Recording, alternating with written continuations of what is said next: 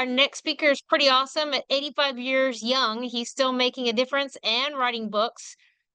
John Brownlee, over the past 40 years, has been providing counseling and coaching in a broad range of issues. John has lived and practiced in Toronto, Canada for 25 years as a therapist. Betrayal, which is a very painful experience, is one of his specialties as an experienced therapist and one who has experienced betrayal. He's extensive experience in counseling others in this area, and recently he's published a book on betrayal, The Judas Kiss, Growing Beyond Betrayal. Another specialty is parental alienation. Throughout many years, he's often counseled individuals who are suffering the loss of a relationship with one or more of their children. Because he's experienced more than one significant betrayal, he can personally relate to what someone's going through. Due to John's health, unfortunately, he's not able to attend. However, we do have a recording of his presentation that we'd like to share with you guys.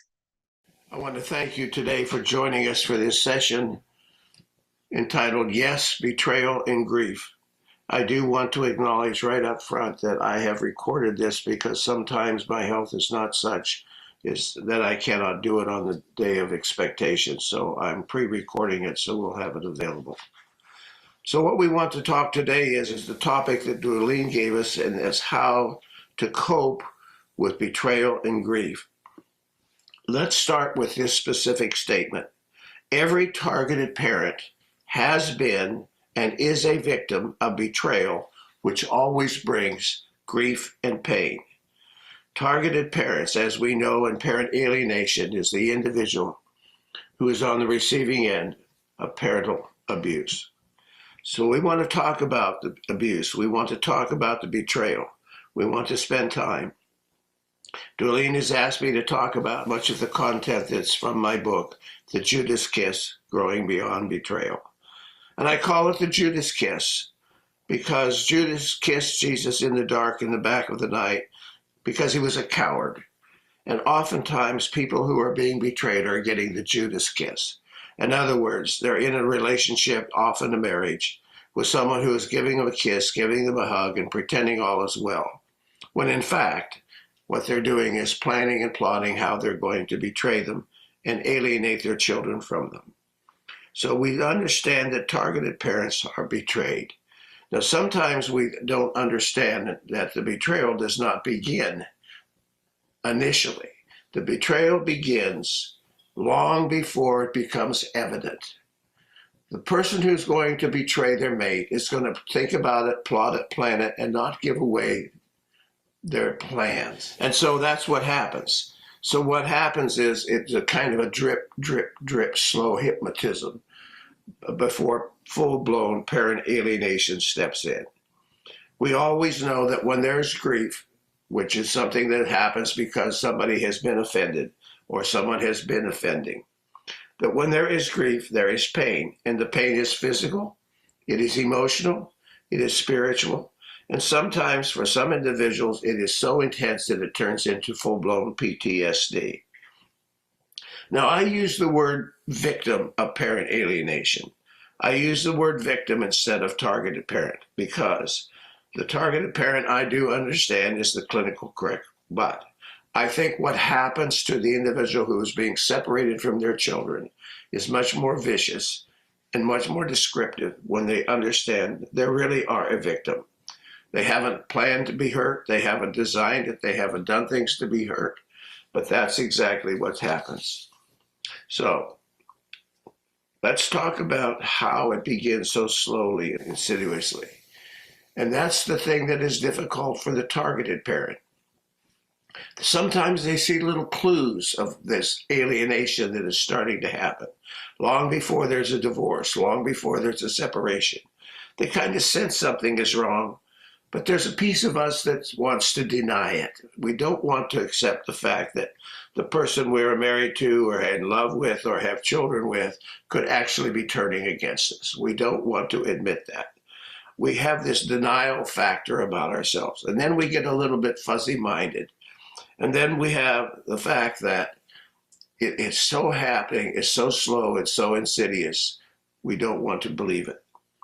Now, I know a lot about parent alienation from experience. Over 40 years ago, before I knew the term, before I was in the healthcare department and profession, I was the victim of parent alienation. So I understand the emotion of it. But over the last 40 years as a therapist, I have come to work with a lot of people who have, in fact, suffered from parent alienation. So it's a horrible thing, it's a horrible experience. And the Judas Kiss is always there.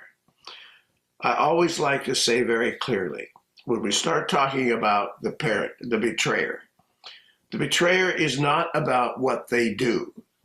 The betrayer is about what one is. Let me say that again in a little different way. Betrayal is not what one does. Betrayal is who one is. Betrayal is not about behavior. Betrayal is about the primary character of the betrayer. That's why it becomes so hard and so difficult for the person on the receiving end. We don't want to believe that someone is going to betray us. We don't want to believe that someone is going to hurt us. We don't want to believe that. But we have identified over many years significant traits of the betrayer. And betrayal, as we know, is always about deceit. It's always about deceiving. It's always about sneaky. It's always about trying to convince others of things that are not true and convince the other that they're a bad person. No one deserves to be betrayed. No one deserves to be a targeted parent. Sometimes there are valid reasons for a parent to be alienated from their children, and that's when they have been abusive in multiple ways. But that's not the norm, and that's not what we're talking about today. What we're talking about today is about the individuals who are on the victim, who are being abused because a former mate or a present mate does not want them to have access to their children. I was asked a while ago to work with an individual who said his ex-wife was alienating him from the children and keeping him from them. And so as I was consulting with him and talking with him, it soon became very clear to me this man was a very angry, hostile, controlling individual. And now I was caught in a quandary. How do I help him have a relationship with his children when I find him a very abusive individual? Fortunately, the situation resolved itself when he decided he no longer wanted my services. But betrayers are cowards. That's another point that I want to make very clear. Betrayers don't do it in the light. They do it behind the darkness. They are cowards. They don't come out and say when they're in a marriage, well, I don't like this about my wife or my husband. They just pretend, and then they start their alienation and they start their betrayal. That is what happens. It's in the shadows. It's in the dark, just as Judas kissed Jesus in the dark in the night of it. So I've identified a number of traits of the betrayer. And these traits I've identified as a result of working with many of them over the years and observing many others. The first major trait that I want to identify is manipulators. My observation of the betrayers is that they really are manipulators. They don't trust you and they don't trust themselves. Let me say that again. The key trait of the manipulator is they do not trust themselves and they don't trust you. What they do is they try to maneuver you. They try to work behind your back. They try to get things done in a devious, deceptive way. The other thing I want you to know about manipulators is all manipulators are angry. At the root cause, they're angry, and they're very passive-aggressive in their form of communication. So manipulation is not something new to them. Manipulation is typically something they started early in life, something they started doing as children. They found that by manipulating mother or father, it worked, and they began to use that and develop that throughout the years. So we have to understand manipulators are passive-aggressive communicators. Now, you know the difference. There's aggressive communication, there's assertive communication, and there's passive-aggressive communication. And the assertive say direct, open, and honest, and openly what they like and don't like. The aggressive are individuals who just scream and yell and rant and rave about what they want and threaten people. But the passive-aggressive person is just as angry as the aggressive, violent person. But they just use it in a backward way, in a devious way. Everett Shawstrom, in his book, Man the Manipulator, says that manipulators are as much a part of our everyday life that the unskilled observer doesn't even notice them. He says they're like birds that are all around us. You don't even notice them sometimes. I recall on one occasion, a company asked me to work with a particular lady. They said she was a good worker, she was a good employee, except the problem was she was quite a manipulator. So she came into my office. First session was a matter of building a relationship, and the second session, I said to her, I understand that you're quite a manipulator. And after getting at that just for a few moments, she suddenly broke down and started crying and bawling and being very hysterical. And I just sat there quietly and waited for her to get through her situation. So when she was done, I said, so now I don't know if that outburst and those tears are genuine remorse or if that's manipulation. And her response was, I don't know either. And I, to this day, don't know whether she ever knew or I ever knew, but that's the way they work. They are so manipulative and devious. Now, I want to restate, the manipulator does not trust themselves, and they do not trust you. Some have described them almost like the backseat driver of a car. They don't want to drive, they don't want to be in charge, but they want to sit in the back and tell you where to go, what to do. And then, of course, when you do it wrong, you'll be called out for it.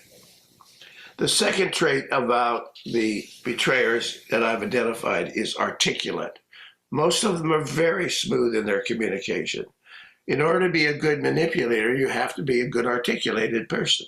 You have to be good at words. You have to be able to use them. This is where the individual who is doing parent alienation comes on strong. In the courtroom, in the mediation room, they outshine the other individual. So they can talk well to protect themselves. They can spend a lot of time talking about how good they are, how wonderful they are, and talk about quickly how they can. Come on, dude. I'm not feeding you, baby. No. So they're always articulate. I know a lady who was borderline personality disorder, and she was very cruel to her husband and cruel to her children. But when it came time for court and court discussions about child custody and so forth, she was masterful and, of course, was successful in getting the judge and the court to be in her favor and getting full custody of the children. Even though he was a bright, educated individual, she won the day with her articulate behavior. One of the things we have to keep in mind is with these verbal manipulative people, you can never be sure what comes out of their mouth is true. It can be artificial, it can be phony, it can be deceivious. You do not know. You cannot take it at face value. The third trait that I've identified about these betrayers is they're all liars. They always lie. They have a weak ego. So they lie about what they have done, they lie about what they haven't done, and they are always good at making strong accusations about the other person. And sometimes we hear in there, well, I'm only doing this for your good. I'm only doing this for yourself. Well, don't believe that. And we therapists know that. When someone says, trust me, or someone said, I'm doing that for your good, we know they're not. We know they're being deceivious and manipulative. Another part of these liars is that they're masterful at projecting.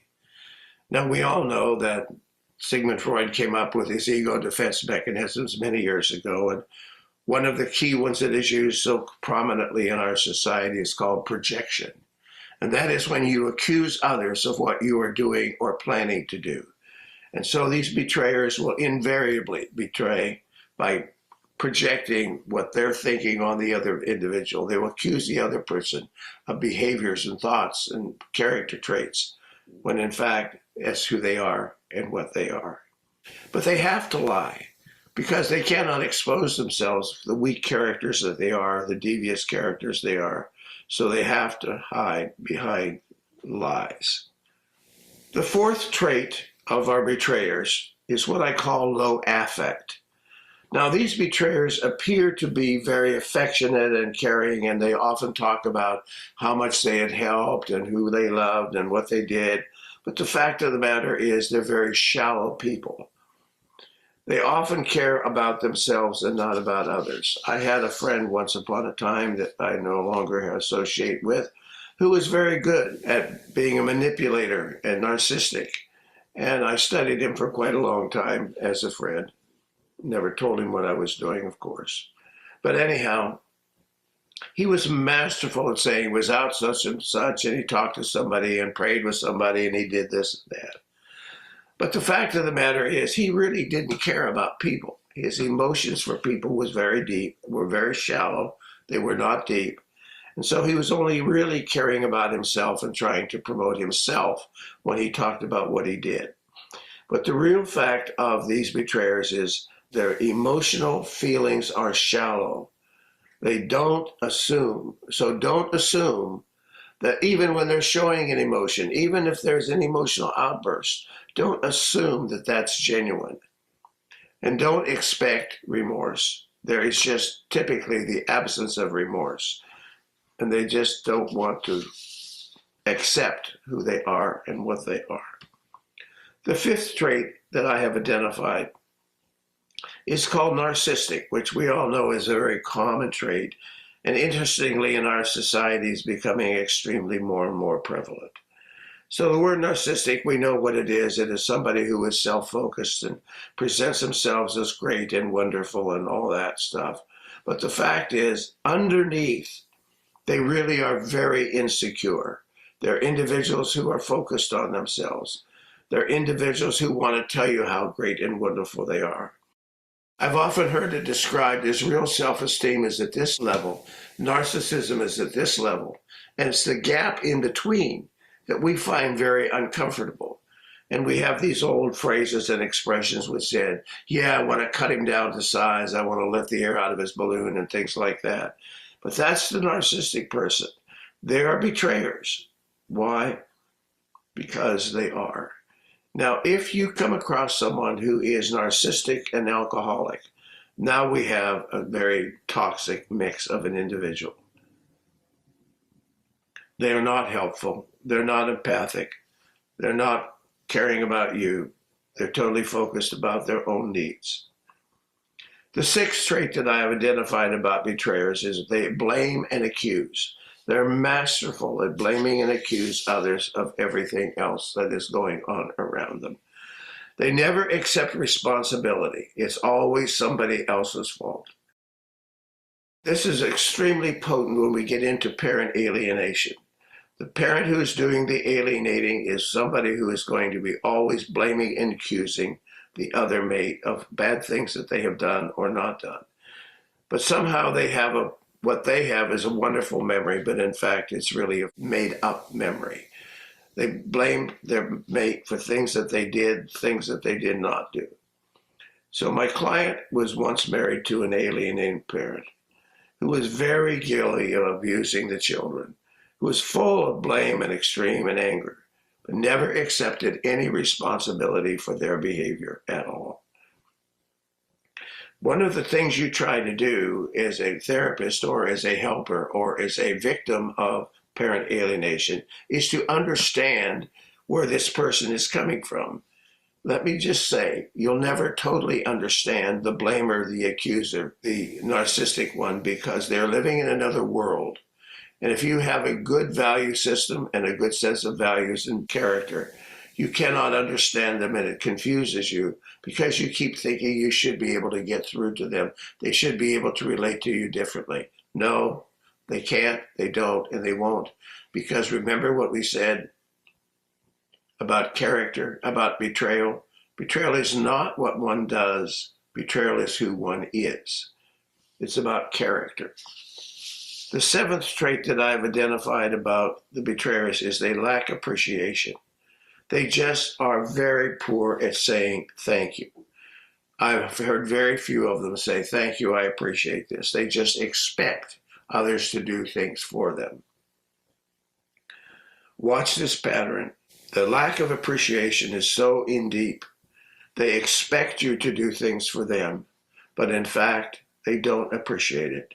They don't respect your time, your space, your experience, your life. It's all about them. That's what it's all about. They're masterfuls at picking up and saying, remembering 1,000 things that you didn't do, which of course many of them they made up. But if you did 5,000 things for them, they don't acknowledge those at all. The eighth trait that we have identified of betrayers is they always have co-conspirators. They're quite masterful at collecting people around them who will be nodding and agreeing and saying what they're doing is right.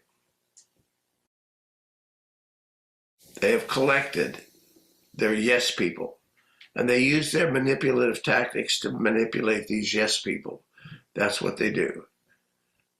You ask the question, why are those who are committing parent alienation so difficult to deal with?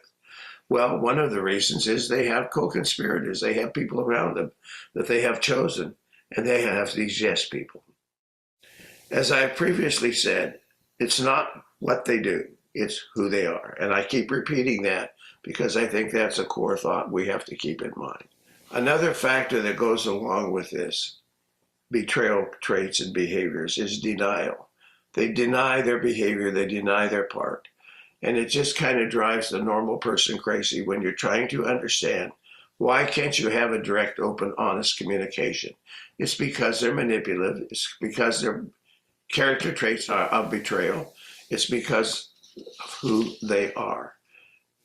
The first major point we were talking about were the traits of the betrayer.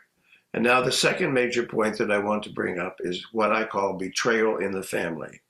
The family is the place where we expect to have intimate relationships, safety and trust and joy and happiness, where we can be open and honest and direct. But when betrayal is in the family begins to break down. At the same time, one is feeling that they're safe, they're also being betrayed. And that is difficult within the family. See, the family is the core to society, and the family is the core to this nucleus of mother and father and children. And when it becomes a place of chaos and dishonesty and betrayal, it becomes very, very insecure and unstable. And the members of the family become anxious and insecure.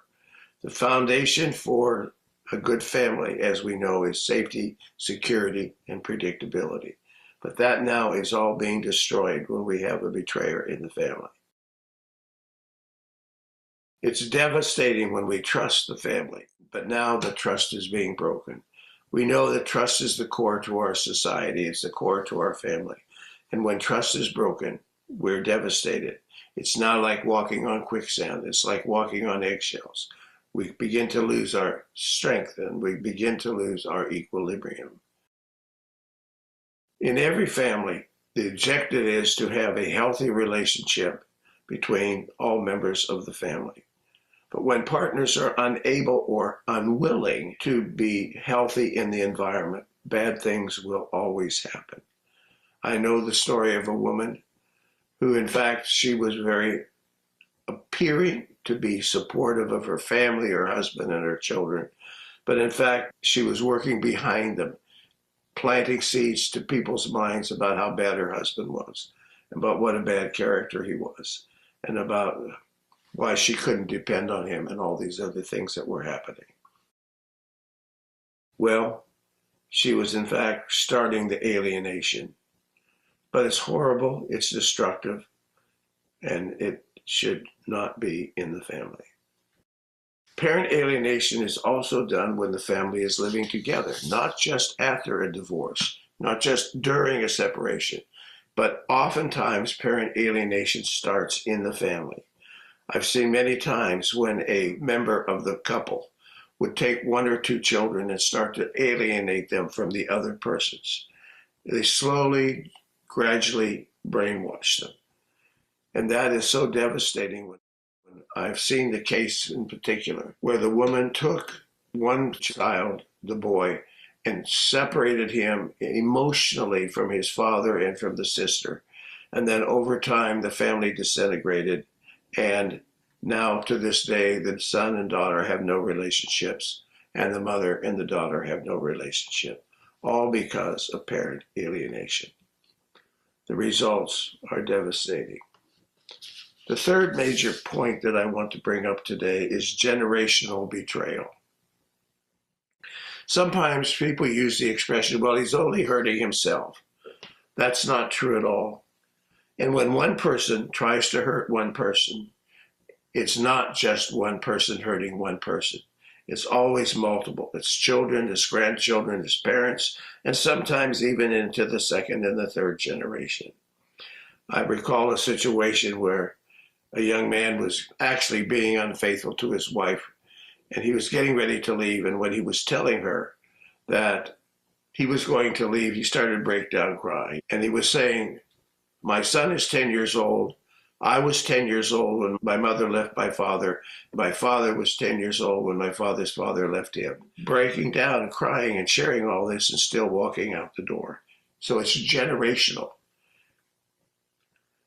You may be fortunate to have been raised in a family that is generationally stable. But on the other hand, if you were raised in a family that is generationally dysfunctional, as much as you want to have a good, happy, wonderful marriage and family and children, it's a struggle. Doesn't mean it's impossible, but it means it's a struggle and you have to work extra hard at it. You see, betrayal is learned. It's a learned behavior. Manipulation is learned.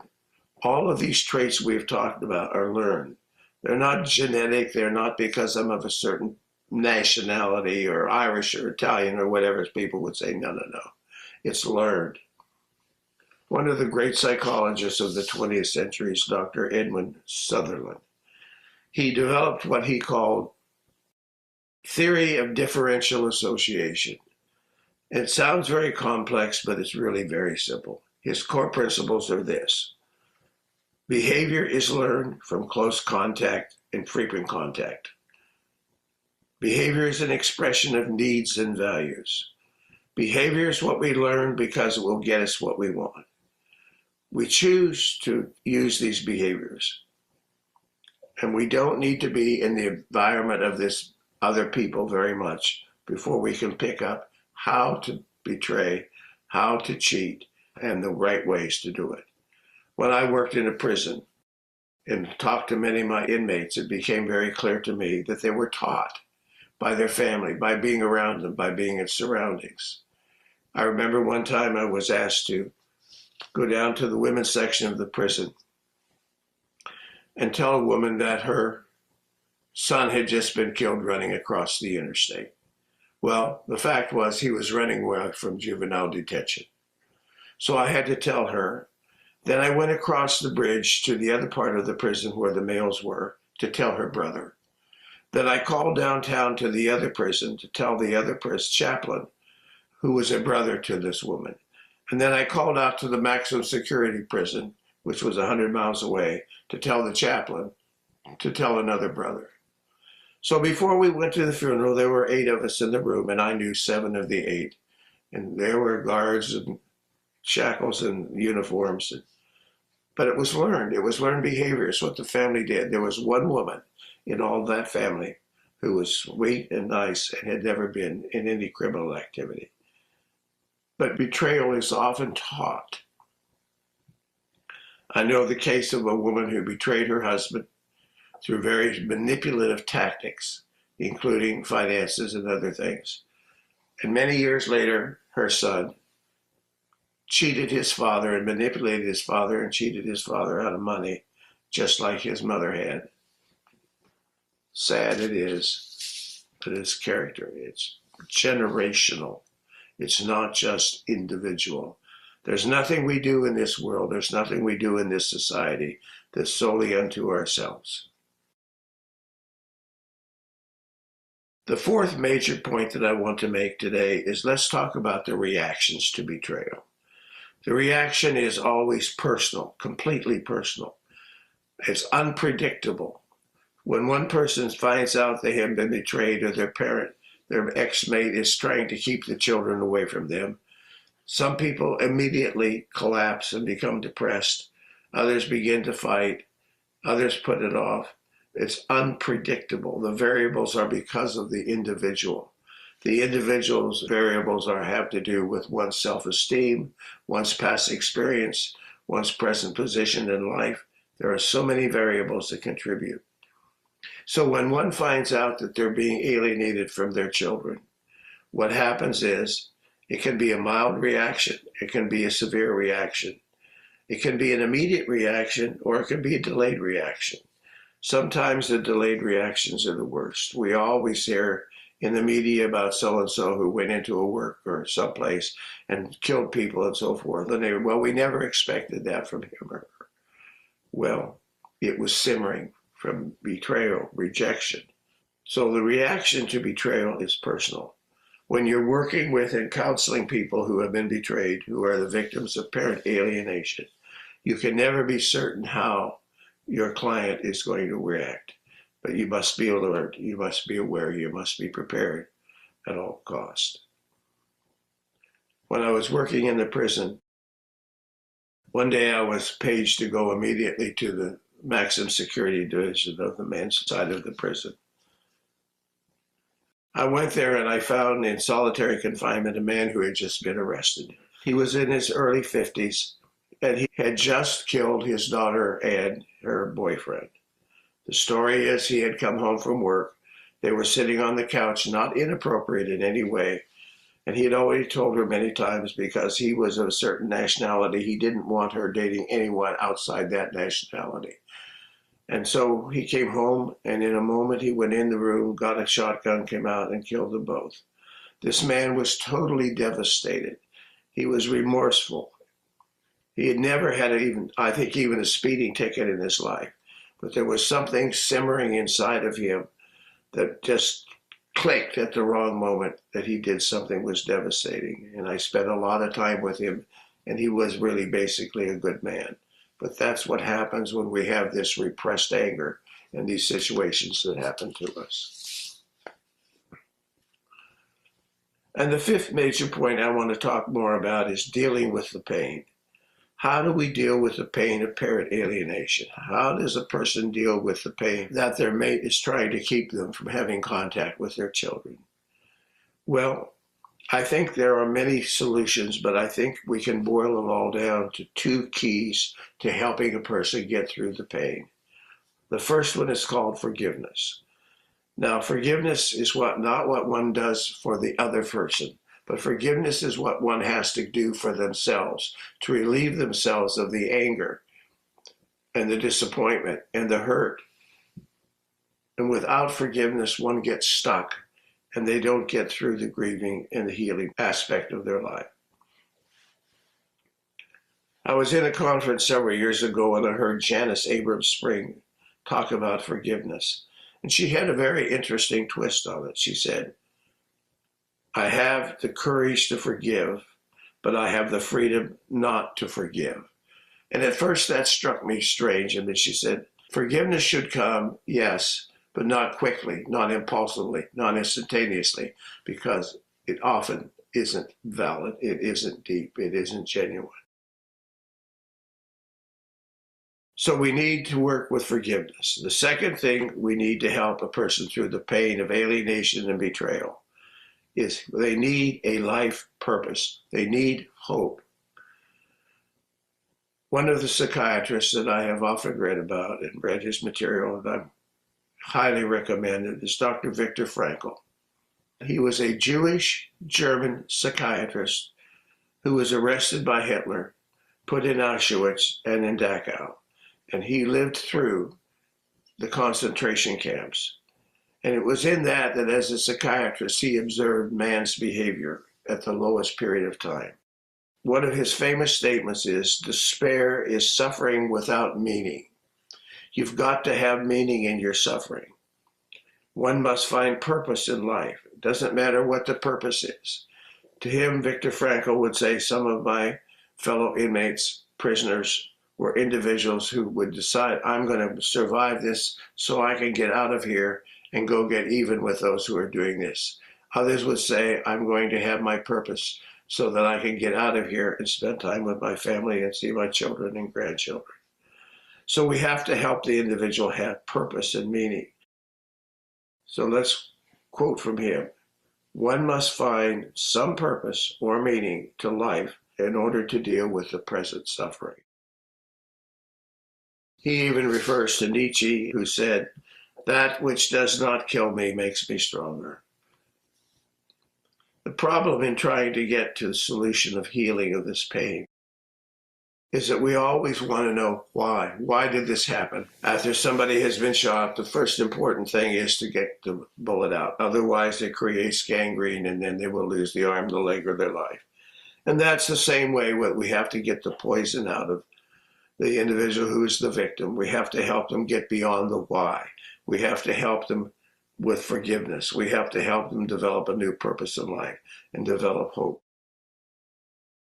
Another point that I want to make is this. We usually do not have control over those who hurt us, betray us, deceive us, and reject us. We do not expect it to happen. However, we do have control over how we're going to respond and how we're going to live. That's the control we have in our lives. How are you going to control your life? How are you going to deal with your feelings? How are you going to deal with your emotions? How are you going to move on with life? I understand parent alienation is a very painful thing. Extremely painful when one parent has been totally alienated from their children. I've seen too many cases of this, and it's devastating. And I'm not convinced that one ever gets, and I don't like the word, closure. No, I think it's a deep wound, a deep scar that goes on for life. However, sometimes we have to accept the pain, the scar, and forgive and establish a new life and move on. The world-renowned psychotherapist, Dr. Alfred Adler, would used to ask his patients, "What are you getting out of keeping this pain and suffering?" And invariably, the person would say, "I'm not getting anything out of keeping it."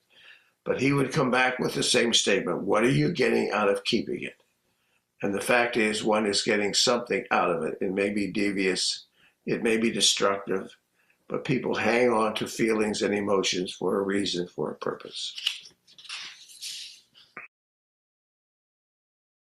One woman that I knew who was alienating her husband and her children was a woman who had been diagnosed as borderline personality disorder.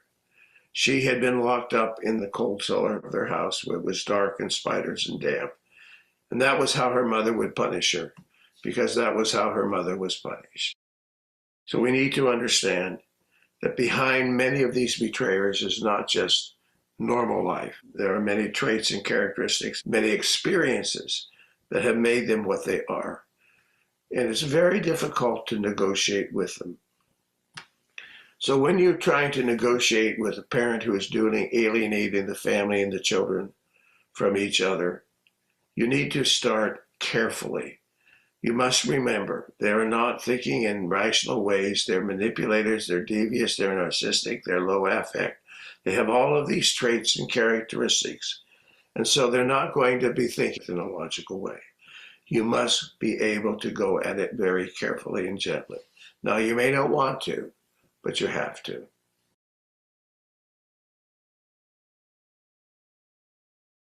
One of my favorite movies that I have referred many clients to who have been hurting because of abuse in the past is with Robin Williams, and the movie is called Good Will Hunting with Matt Damon.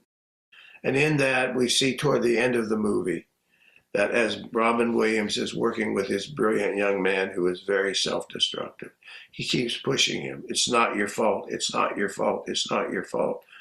And it becomes a very dramatic moment. Watch it, see it. Because that's how the victim of parent alienation has to see it. It's not your fault. It's not your fault. Several years ago, I had the privilege of being at a conference and listening to this particular speaker, whose name was Kim Pu Pan Thai. Now, the name means very little to most of us, but the picture would. She was the young lady that the Time photographer captured her picture during the Vietnam War, when she is running down the street ablaze with fire because of the napalm. and captured her picture and put her on the front of Time magazine. But the fact is, he also picked her up and took her to the hospital to get her treatment. Her book is called Fire Road.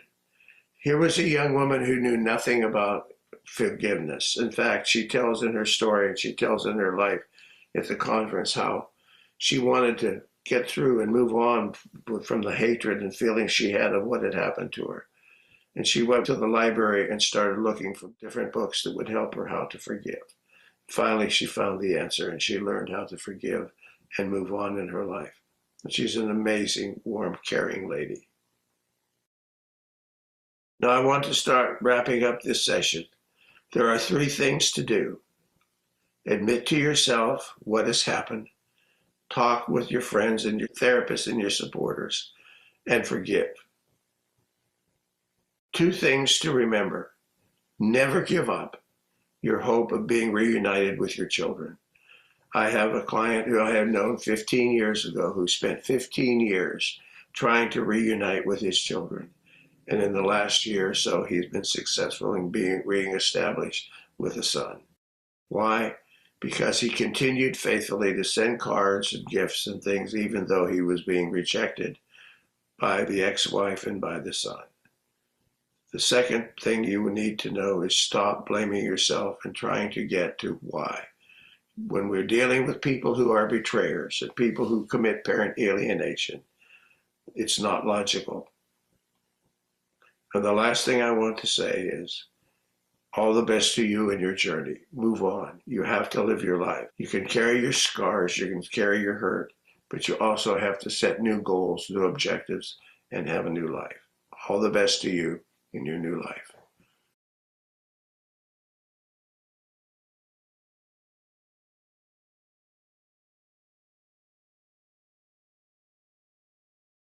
Thank you so much, John. That was some really great information.